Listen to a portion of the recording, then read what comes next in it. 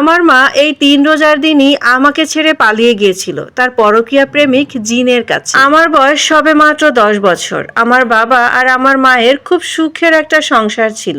আমাদের পরিবারে শুধুমাত্র একটা লোক ছিল যে কিনা আমার মাকে একটু পছন্দ করতো না, সেটা হলো আমার দাদি। আমার মাকে তাড়ানোর জন্য বান মারা থেকে শুরু করে কুফরি কোনো কিছুই বাদ রাখেনি। কারণ একটাই, তার নিজেরই বোনের মেয়ে এলিনার সাথে আমার বাবার বিয়ে দিবে। তাই তো বান মেরে আমার মায়ের শরীরে বিভিন্ন প্রকারের জিন বেঁধে দেয়। তখন থেকেই আমার বাবা আর মায়ের জীবনের দাম্পত্য কলহ শুরু হয়। তাদের ভিতরে মারামারি। আমার মা আমার বাবাকে বেশ মারতো, যখন রেগে যেত তখন আমার বাবাও মারতো। এরকম ভাবে মারামারি কাটাকাটির ভিতর থেকেই বেশ কিছুদিন যাচ্ছিল। হঠাৎ করেই দেখতে পাই আমার মা দিনের বেলা সারা দিন ঘুমোয়, কিন্তু যখনই রাত হয় তখন সারা রাত কার সাথে যেন কথা বলে। একটা রুমের ভিতরে ঢুকে দরজা আটকে দিয়েই কার সাথে যেন কথা বলে। আমার মা আমার বাবাকে কাছে পর্যন্ত ঘেঁষতে দিত না। হঠাৎ করে একদিন আমার মা আমার বাবাকে বলে, এতদিন তুমি আমাকে কি ভালোবাসা দিয়েছো, একজনের ভালোবাসায় এখন পরিপূর্ণ আমি। ওদিক থেকে আমার দাদি সে তো মহা খুশি। আমার বাবাকে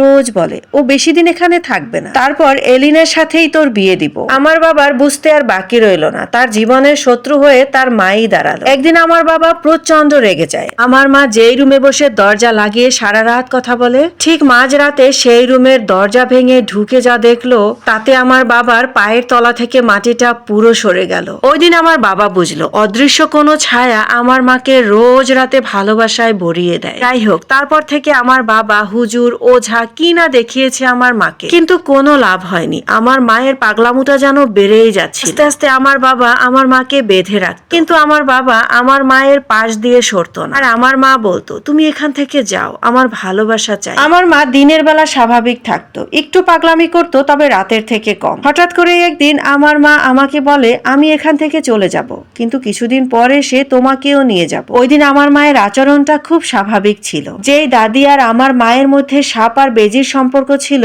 সেই মা এখন দাদি অন্ত প্রাণ হয়ে গেছে। আমার দাদিকে ছাড়া আমার মা কিছুই বোঝে না। আমি মাঝে মাঝেই দেখতাম আমার মা যে রুমে ঘুমায় সেই রুমে ঢুকে আমার দাদি কিসের যেন একটা ছিটা দিত, আর যেটা ছিটা দিত ওইটার কিছুটা অংশ আমার মাকে খাইয়ে দিত। এরকম করতে করতে একটা বছর পার হয়ে গেল। আমার ধৈর্যশীল বাবা আমার মাকে একটা দিনের জন্য ইচ্ছাকৃতভাবে কষ্ট দেয়নি। এরকম করতে করতে রমজান চলে আসে। একজন হুজুর আমার বাবাকে বলেছিল, এই রমজান মাসের পুরো 30টা রোজা যদি তুমি তোমার বউকে রাখাতে পারো, তাহলেও স্বাভাবিক জীবন ফিরে পেলেও পেতে পারে। কিন্তু আমার যেই মা কখনো রোজা ছাড়েনি, সে আজ রোজা রাখবে না। প্রথম 2টা রোজা আমার বাবা পাশে রেখে খুব জোর করেই রাখিয়েছে, কিন্তু 3য় দিনের দিন আমার বাবা আর পারেনি, ব্যর্থ হলো। ওই দিন রাতেই আমার মা আমার জীবন থেকে অদৃশ্য হয়ে গেল। দেখতে দেখতে 2 মাস, 4 মাস, 6 মাস হয়ে গেল, আমার মায়ের কোনো খোঁজ নেই। হঠাৎ করে একদিন রাতে স্বপ্ন দেখি আমার মা আমাকে একটু ছোঁয়ার জন্য খুব পাগলামো করছে, কিন্তু অদৃশ্য কোনো শক্তি